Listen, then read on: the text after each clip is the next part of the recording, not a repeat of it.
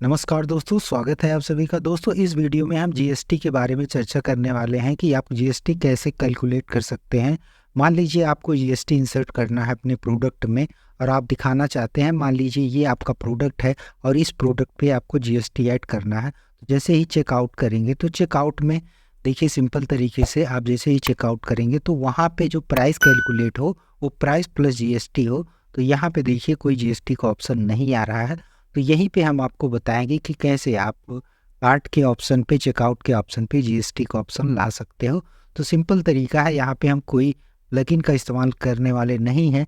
तो चलिए देखते हैं कि कैसे आप जीएसटी कैलकुलेट कर सकते हो।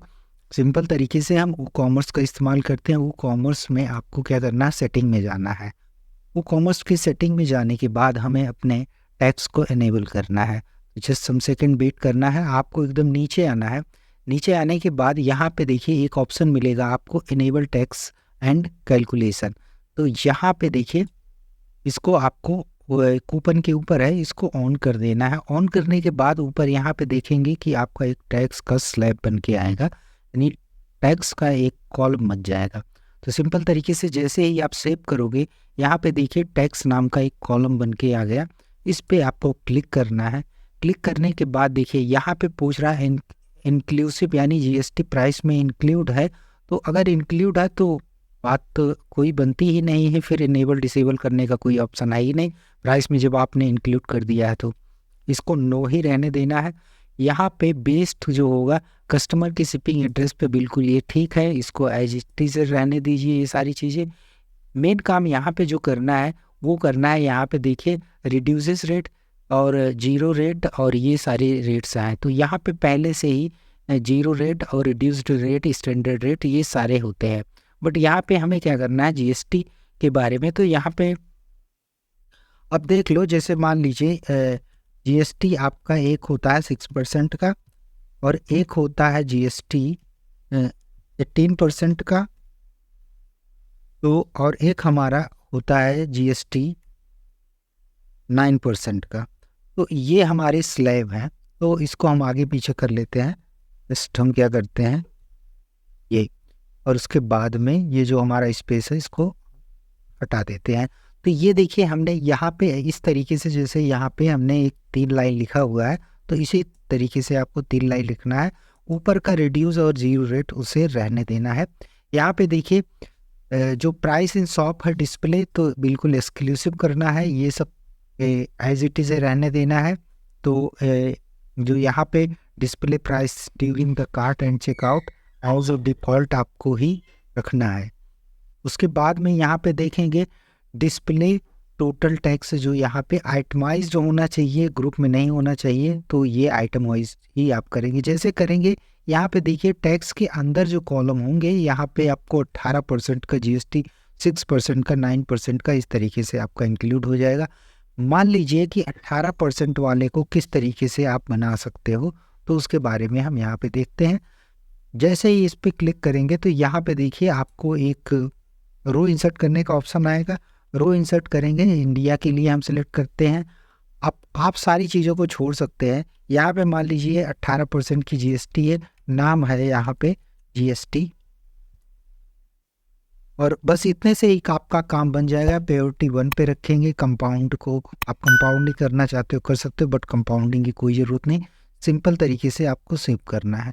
सेव करने के बाद में जब अब मान लीजिए इस प्रोडक्ट की हम बात कर रहे हैं, तो इस प्रोडक्ट पे हम जीएसटी जब प्रोडक्ट इंसर्ट करेंगे तो उस टाइम आपको बताना पड़ेगा कि हमारा ये प्रोडक्ट जीएसटी इस पे चार्ज होगा कि नहीं होगा। तो यहाँ पे सिंपल तरीके से आपको एडिट प्रोडक्ट पे क्लिक करना है।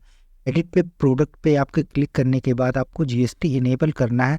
सिंपल तरीके से जब आप यहाँ पे जाते हो तो यहाँ पे देखिए टैक्सेबल आइटम है, तो यहाँ पे टैक्सेबल आइटम में आपके पास ऑप्शन आ जाएगा।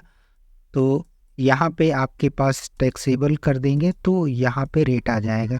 तो रेट आप 18% पे करके सेव कर दीजिएगा, क्योंकि यहाँ पे हमने 18% रेट वाले पे कैलकुलेट किया है।